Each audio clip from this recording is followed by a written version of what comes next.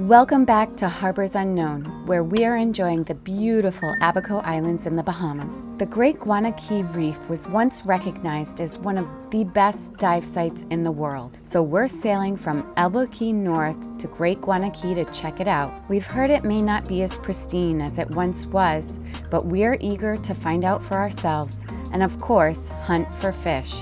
We then enjoy more beautiful upwind sailing to our final destination in the Abacos. We are getting ready to head out from Elbow Key and we're going to Great Guana Key. We are still in search of some fish to spear, some beautiful coral reefs, and we've heard that the reef off of Great Guana Key on the north side is one of the best in the area. We have great weather for it today. The wind is out of the south. We've got about 15 knots right now, but it's going to die down, so it's a perfect 12 nautical mile sail, and then once we get there, the winds are supposed to die down even more, which will be perfect for checking out the reef.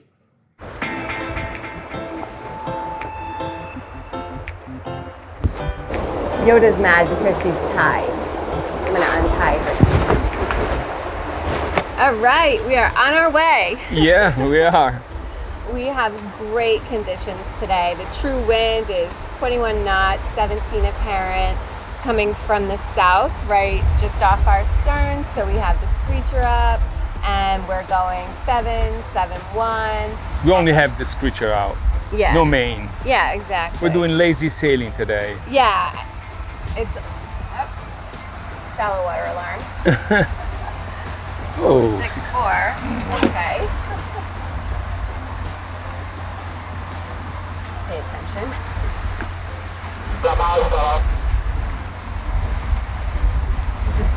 That's what you have to look out for, the shallow spots. Okay, back up to 8. Other than that, the Sea of Abaco is a great place to sail because the water is nice and flat. Like outside on the Atlantic side, it would probably be pretty choppy today. Oh yeah. But in here, it's just beautiful. Such a peaceful sail. Yeah, and then we're gonna cook. Yeah, we're gonna have some lunch because I'm always starving. Yeah, that's why we didn't put the mainsail out. You know, it's only a 12-mile run, and yeah, by the time we cook lunch, we'll be there. We'll be there. So.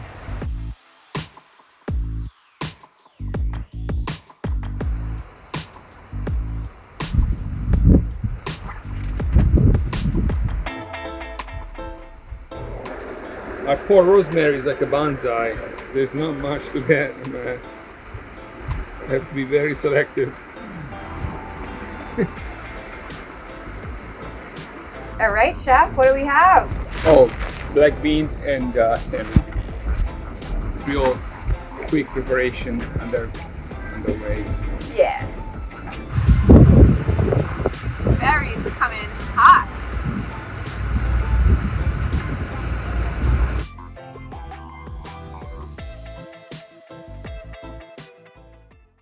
We just anchored here at Great Guana Key. We're on the, I guess, northeast side on the Atlantic side, but because the wind is coming from the southwest, it's totally calm. We're anchored by the beach in front of a whole bunch of newly constructed or under construction, like mansions, basically, it looks like.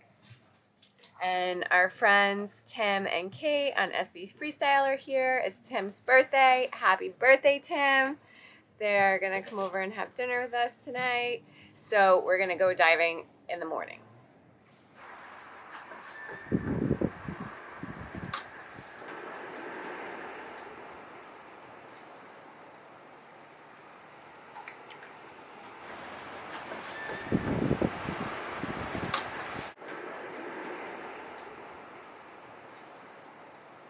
We are headed out to dive the reef at Great Guana.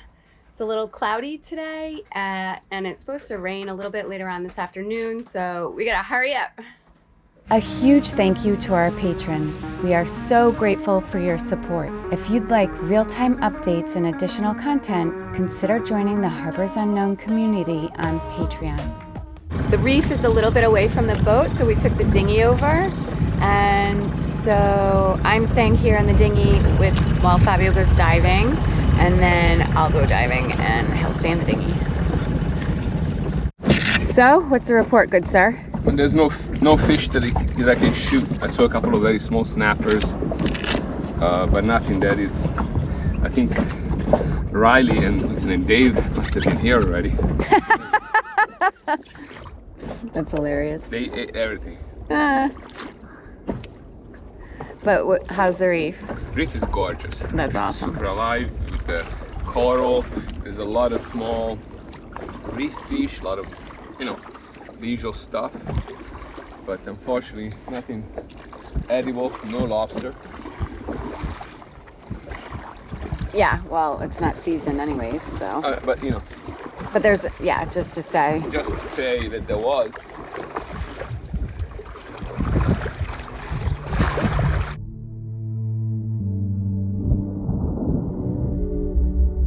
As I dove down, I was excited to see a huge patch of reef and swam over to check it out close up.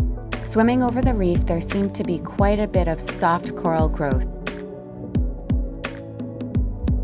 If you're enjoying this video, give it a thumbs up, leave us a comment down below, and be sure to subscribe to our channel. It's totally free and really helps us out.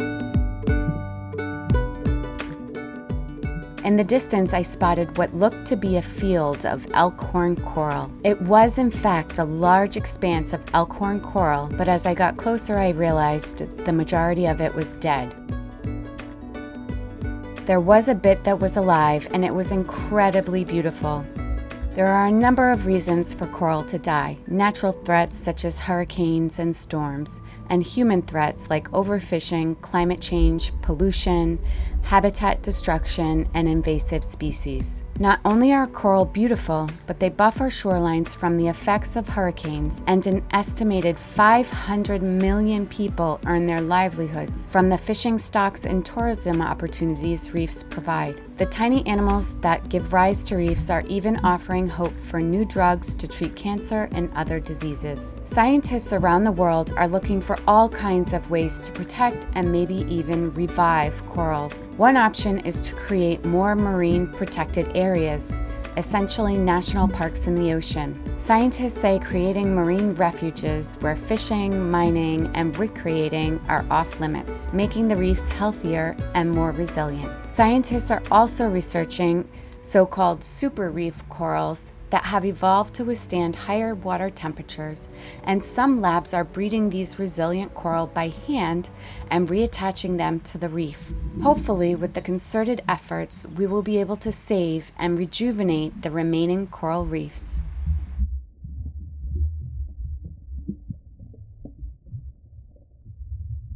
The reef was absolutely beautiful. This is definitely the best one we've seen so far. There was lots of coral, lots of different tropical fish. There was a huge section of elkhorn coral, but a lot of it was dead. Some of it was beautiful and alive, but a lot of it was dead. So we can definitely see the impact, whether it's climate change or development, but there is definitely something affecting the coral. However, there is still a lot of growth, so it's great to be out there on our own, and free diving is so cool. I was really pleased that I was able to stay down for over a minute, which is great for me. And it's really cool because you feel like you're one with the environment, and it's just awesome to be out here on our own exploring. We're headed to Little Harbour. It's south of where we are. Today's trip is about 20 nautical miles, but we have to tack across the Sea of Abaco and then follow the coast down a little bit because there's shifting sands in the middle at some points.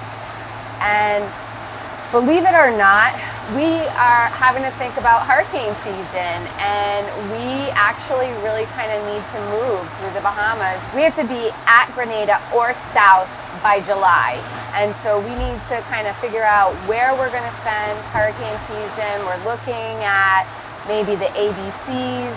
We're not really sure, but we definitely have to keep that in mind as we're planning where we're going. And so we'd love to spend more time in the Abacos and the Bahamas in general, but we've got to get going. And plus we want to haul out in the BVI, so we're talking about this on a daily basis and trying to figure out where we're going to spend hurricane season.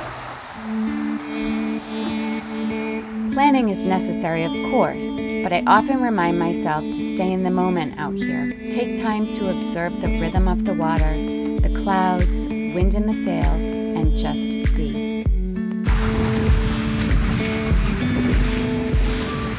Today is Sunday, and there's a lot of boats on the water.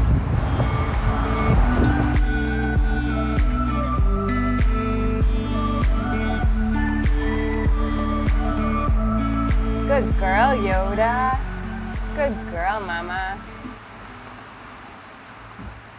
All right, we're sailing down south again.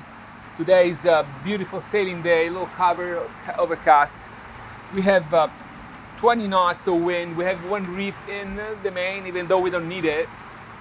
And we leave the main a little loose so we don't put too much stress in the holy sail. We are doing 8.5, 8.4 knots with true wind speed of 16, 17. The true wind angle is 73 and the apparent wind angle is Of course, because the speed of the boat is such as the wind moves forward, so on a slower boat you could go pinch more into the wind, obviously, but you would do it that much slower. So I feel that with dagger boards, the velocity make good is much better because the dagger boards create enough lift in the water to move the boat upwind. And with the puffs, that much more. So in the end, you may have to tack once more maybe, but you get to where you gotta go much faster.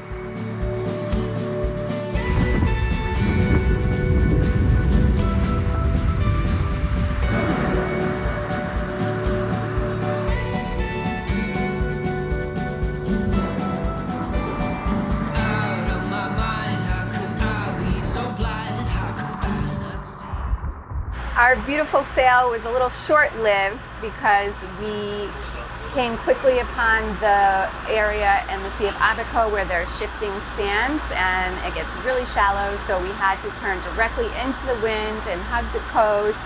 And so we took down the main and we've got the engine on. So we're motoring into about 20 knots of wind directly.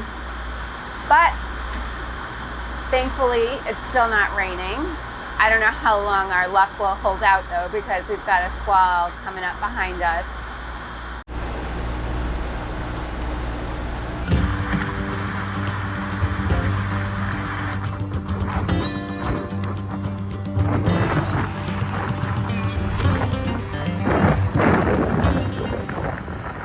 We just dropped the anchor right outside of Little Harbour because there's a storm, a squall coming, and it looks like on the radar that it's going to pass over us pretty much like right now, any minute. And yesterday when we were anchoring, it was total whiteout rain and we couldn't see anything, and so we didn't want to go into Little Harbour mooring field and try and pick up a mooring in a whiteout. So this squall should pass over us in about an hour, and then we'll go into Little Harbour and pick up a mooring. Join us next week as we leave the beautiful Abaco Islands and enjoy a 50 nautical mile sail to Spanish Wells, a fishing town on St. George's Key next to Eleuthera. From here we explore Preacher's Cave, discovered by William Sale and a group of Christians seeking religious freedom from Bermuda in the 1600s, see our first blue hole, and make a very unexpected decision about where to head next. Thanks so much for watching. Remember to give the video a thumbs up and be sure to subscribe to our channel. We'll see you next time.